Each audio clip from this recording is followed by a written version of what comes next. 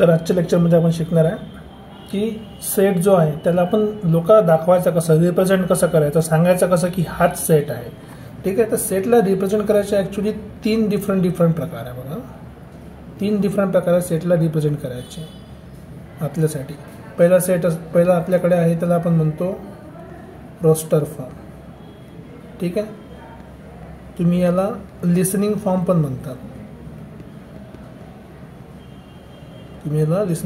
म्हणतात. दुसरा आहे सेट बिल्डर फॉर्म. आता सेट बिल्डर फॉर्म म्हणजे काय, त्याला तुम्ही आणखी दुसऱ्या नावानं पण ओळखता, जिथे आपण काय देतो प्रॉपर्टी फॉर्म. ते प्रॉपर्टी यूज करतो आपण तिथे. आता काय सगळे आपण बघू. आणि तिसरा जो आहे तो एक महत्त्वाचा आहे, त्याला आपण म्हणतो वेन डायग्राम. ठीक आहे. आता हे सगळं काय आहे बघा, खूप सोपं आहे, खूप सिम्पल आहे. कसं कम्पेअर करायचं. आता जेव्हा आपण पहिलं रोस्टर फॉर्मची गोष्ट करतो तर आपण डायरेक्ट एक्झाम्पल बघून स्टार्ट करू. रोस्टर फॉर्मचं आपल्याकडे कुठलं एक्झाम्पल आहे का. ओके. उदाहरणार्थ समजा एक्झाम्पलसाठी तुम्ही ते ॲड पाहिजे चिंगमची आहे का, तिथे ते हॉटेलची ऑडिशन घेते आणि त्याला म्हणते का हॉटेलच्या डिश म्हणून दाखव. मग एक माणूस येते चिंगम खाऊन, त्याच्या मागं चिंगमवाला उभा राहते आणि हा काय म्हणतो जोरात इडली डोसा मसाला सगळं असं करते ना. ते सगळं काय तो का वाचून दाखवते पुऱ्या त्या हॉटेलमधल्या मेनूची लिस्ट. म्हणजे समोरचा जर ऐकणारा असेल तो काय ऐकते, पूर्ण लिस्ट ऐकते. कशाची, मेनूची लिस्ट ऐकते. जेव्हा तुम्ही पूर्णच्या पूर्ण लिस्ट ऐकता त्याला आपण काय म्हणतो लिसनिंग फॉर्म. ते तुम्ही काय ऐकलाय पूर्णच्या पूर्ण त्या लिस्टमध्ये असणारी गोष्ट, त्याला आपण म्हणतो रोस्टर फॉर्म. त्याला काय म्हणतो आपण रोस्टर फॉर्म. ठीक आहे. जसं उदाहरणार्थ काय असते, एक मेनूची लिस्ट असते. मेनूची लिस्ट ते आपण पूर्ण ऐकतो किंवा पूर्ण वाचतो. हे काय झालं, रोस्टर फॉर्म झालं. उदाहरणार्थ जर तुम्हाला सांगितलं की 2चा टेबल म्हणून दाखवतो, तुम्ही सुरू होऊन जाता 2 1 जर 2 2 2 जर 3 सॉरी 3 नाही होत बे 2 2 जर 4 2 3 जर 6 असं कुठपर्यंत 2 10 जर 20 पर्यंत. याच्यामध्ये तुम्ही काय करता, सगळे नंबर म्हणून दाखवता. सगळे नंबर म्हटले तुम्ही सगळे नंबर ऐकले, त्याला आपण म्हणतो रोस्टर फॉर्म. कारण तुम्ही त्यातल्या सगळ्या गोष्टी ऐकता आणि त्या सगळ्या ऐकलेल्या गोष्टीला आपण म्हटलं रोस्टर फॉर्म. ते मेनूची लिस्ट झाली. जसं टेबल झालं कुठलंही 2चा टेबल. ठीक आहे. 2चा टेबल हा का झाला रोस्टर फॉर्म झाला. आता दुसरा आहे सेट बिल्डर फॉर्म. आता जर एकदम उदाहरण द्यायचं म्हटलं तर जर समजा तुम्ही घरी तयारी करताय, ठीक आहे, शाळेत जायची आणि तुमचे कपडे दिसून नाही राहिले. मग तुम्ही आईला काय म्हणता, आई माझे कपडे दिसून नाही राहिले. मग आई काय म्हणते, त्या कपाटात आहे सगळे कपडे कपाटात आहे. तुम्हाला काय पाहिजे होतं, तुम्ही फक्त शाळेचा ड्रेस विचारला होता. आईने काय सांगितलं, सगळे कपडे तिथं आहे. परत त्या कपाटात काय सगळे कपडे आहे. म्हणजे आपण काय सांगतो, पूर्ण त्या गोष्टीची प्रॉपर्टी सांगू राहिलो. आतमध्ये पूर्ण काय आहे, कपडे आहे. त्यातलं शोधत बसलो कोणता पाहिजे तर सेट बिल्डर फॉर्ममध्ये आपण काय सांगतोय, त्याची प्रॉपर्टी एक्सप्लेन करतो. काय एक्सप्लेन करतो, प्रॉपर्टी एक्सप्लेन करतो. मग याला सेट बिल्डर का बरं म्हणतात. तर बिल्डर शब्द ऐकलाय का. बिल्डर म्हणजे काय असते, जो घर बांधते. कसा घर बांधते तो, विटा सिमेंटचा, विटावर विटा चढवत जाते. बरोबर आहे ना. तर इथं पण काय करावं लागते की एक प्रॉपर्टी ओळखून आपल्याला सेटमधल्या गोष्टी लिहावं लागते. त्यालाच आपण म्हणतो सेट बिल्डर फॉर्म. तर सेटमधल्या गोष्टी लिहिण्यापेक्षा आपण डायरेक्ट काय लिहू, हे घर कायचं बांधलं आहे, सिमेंटचं आणि विटाचं. एक विट लिहायची काय नाही बात. 15,000 20,000 विटा लागल्या, 3 4 5 पोते सिमेंट लागलं, जे आहे ते एवढं सांगत फिरतो का आपण. नाही. कशानं बनलं ते बिल्डिंग, सिमेंट आणि विटाची. आपण काय सांगितले फक्त प्रॉपर्टी. हे काय झालं आपलं उदाहरण आहे. ठीक आहे. Close 3 cupboard. कारण की आपण लास्ट लेक्चरमध्ये काय बघितलं होतं, जसं की झूमध्ये काय असते, ॲनिमल असतात. आपण थोडी सांगितलं कोणते आहे, हत्ती आहे, वाघ आहे, सिंह आहे, मुंगूस आहे, साप आहे, हे थोडी सांगितलं. काय सांगितलं की तिथे फक्त काय आहे, ॲनिमल्स आहे. ॲनिमल काय झालं, ते सगळ्यांची एक प्रॉपर्टी झाली. तर सेटला रिप्रेझेंट करायला आपण हे सगळ्यात जास्त 2 फॉर्म लिहिण्यामध्ये किंवा बोलण्यामध्ये यूज करतो. पण इथे जसं म्हटलं, नाव काय सांगितलं, डायग्राम. डायग्राममध्ये काय येणार, चित्र. डायग्राममध्ये काय येणार, चित्र म्हणजे काहीतरी ड्रॉइंग करायला लागेल ना.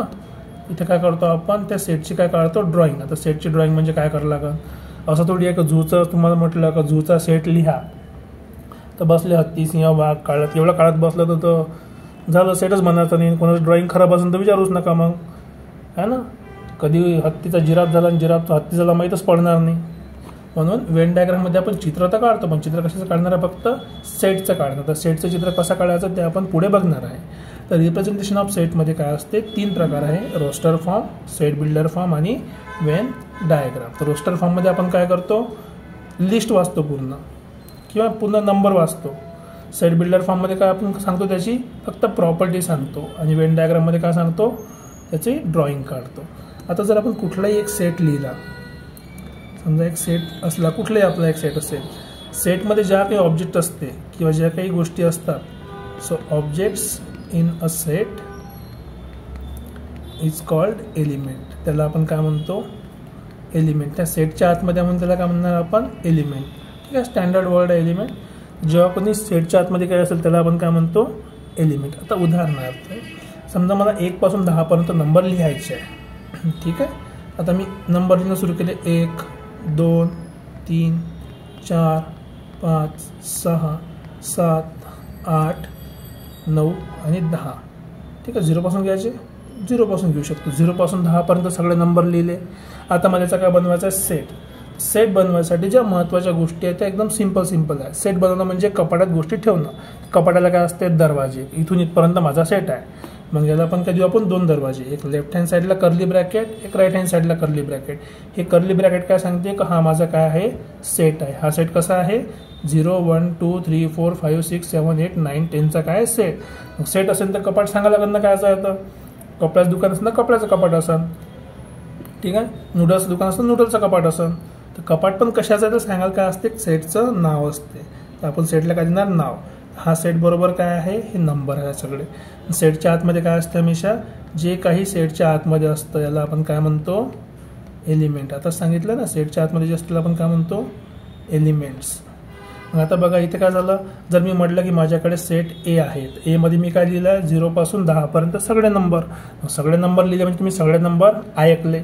सगळे नंबर ऐकले म्हणजे हा तुमचा कोणता फॉर्म झाला? जिथे तुम्ही लिस्ट केलं म्हणजे सगळे सांगितले. तर कोणता फॉर्म झाला तो?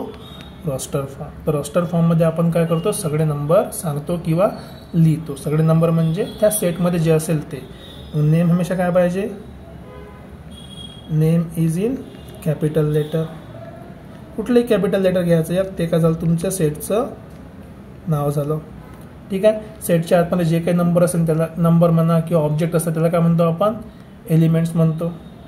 ठीक आहे, सेट सुरुवात व्हायला कर्ली ब्रॅकेट, सेट खतम करायला एक कर्ली ब्रॅकेट. आता मला आवडलं नाही काही. ठीक आहे, 10 पर्यंत नंबर तर मी लिहू शकतो. 100 200 असेल तर काय लिहत बसन का नंबर दिवसभर? नाही. 100 पर्यंत नंबर असेल तर त्याला काय करू आपण? त्याची प्रॉपर्टी यूज करू. आता प्रॉपर्टी कशी यूज करायची? इथं प्रॉपर्टी लिहून दाखवतो मी. समजा माझा हा सेट आहे, सेट ए. परत ते आता प्रॉपर्टी लिहिताना काही गोष्टी लक्षात ठेवायच्या. प्रॉपर्टी म्हणजे आपण कोणत्या तरी एका गोष्टीची प्रॉपर्टी सांगू राहिलो. 5ची प्रॉपर्टी नाही, 8ची नाही, 9ची नाही. हे काय? सगळे नंबर आहेत. आपण नंबरची प्रॉपर्टी सांगू राहिलो. हे सगळे काय? नंबर. तर नंबरची प्रॉपर्टी तर आधी पण काहीतरी एक व्हेरिएबल ठेवायचा एक्स, एक उभी लाईन द्यायची आणि मग लिहायचा की एक्स काय? X is a number. कुठला नंबर? हा नॅचरल नंबर नाही. नॅचरल नंबरमध्ये 0 राहत नाही. हा कुठला नंबर आहे? ठीक आहे, नंबर फ्रॉम 0 to 10 असं लिहू शकता. आता बघा हे काय झाली मधातली? ही झाली तुमची प्रॉपर्टी. ही प्रॉपर्टी काय आहे? 0 पासून 10 पर्यंतचे नंबर लिहिले आहे. पण हे करेक्ट आहे काय? ॲक्च्युली करेक्ट नाही आहे. कारण की 0 पासून 10च्या मध्ये खूप सारे नंबर आहे. कोणते कोणते? तर फक्त 1 2 3 4 थोडी राहते है ना. 2.5 पण आहे, 2.6 पण आहे. हे लिहिणं काय? करेक्ट नाही आहे. अशामध्ये चुकी होतात. मग हे कुठल्या टाईपचे नंबर आहे? होल नंबर आहे. तर लिहिताना काय करायचं? तुम्ही इथे करेक्ट करून काय लिहायचं आहे? बघा मी तर करेक्ट म्हणजे इथंच खोडतो मी, कारण की तुम्हाला समजलं पाहिजे. नंबर तर आहे पण नंबर नाही. कोणते? एक्स इज अ कोणता नंबर आहे तो? होल नंबर आहे. होल नंबर कुठून कुठपर्यंत? From 0 to 10. आता समजलं. होल नंबर कुठून सुरुवात होते? 0 पासून. आणि नंतर काय येते? 1 येते, 2 येते, 3 येते, 4 येते, 5 येते, 6 येते.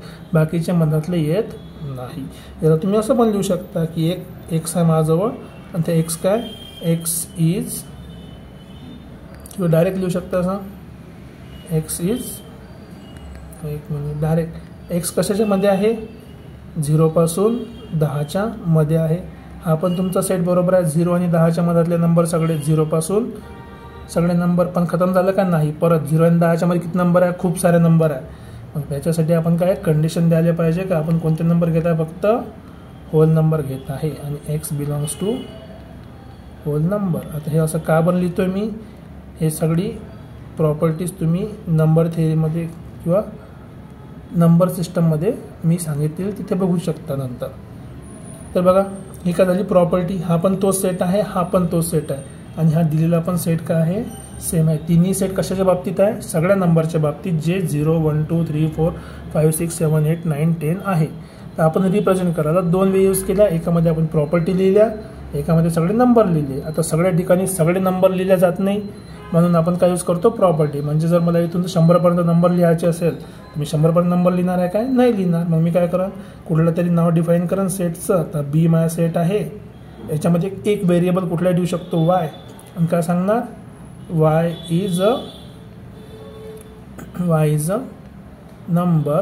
कुठला नंबर पहिले डिफाईन करा, नॅचरल नंबर, होल नंबर, कुठला नंबर काय येतं. So Y is a natural number less than 100. आता 100पेक्षा लहान आहे, ठीक आहे. याचा अर्थ काय झाला, तर जर तुम्ही नंबर लिहायला बसले तर काय होणार, याचा सेट नॅचरल नंबर म्हटलं, नॅचरल नंबरच्याकडून सुरुवात होते 1 पासून, तर 1 2 3 आणि लिहत जा कधीपर्यंत, 99पर्यंत. का बरं, कारण की 100पेक्षा लहान विचारले आहे. 100 लिहिलं तर 100पेक्षा लहान होत नाही. म्हणजे त्याच्यात तुम्हाला गोष्टी समजायच्या. ते काय आहे की जेव्हा सेट बिल्डर फॉर्म लिहितो आपण, सेट बिल्डर फॉर्ममध्ये काय असली पाहिजे, प्रॉपर्टी. आणि ती प्रॉपर्टी कशी असली पाहिजे, वेल डिफाईंड म्हणजे एकदम बरोबर असली पाहिजे, अर्ध तुटक चालणार नाही. आणि एक स्पेशल लाईन असते, याला आपण म्हणतो सच दॅट. आपण एक थोडंसं सेशन बघू नंतर, ज्यामध्ये मी तुम्हाला सिम्बॉल्स काय असतात सांगतो.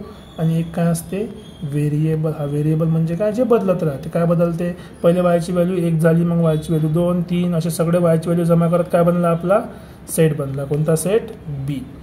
तर हा आहे आपला रिप्रेझेंटेशन ऑफ सेट. इथे आपण दोन टाईपचे रिप्रेझेंटेशन बघितलं. एकामध्ये आपण काय बघितलं आहे, रॉस्टर फॉर्म, ज्यात आपण सगळे एलिमेंट लिहितो.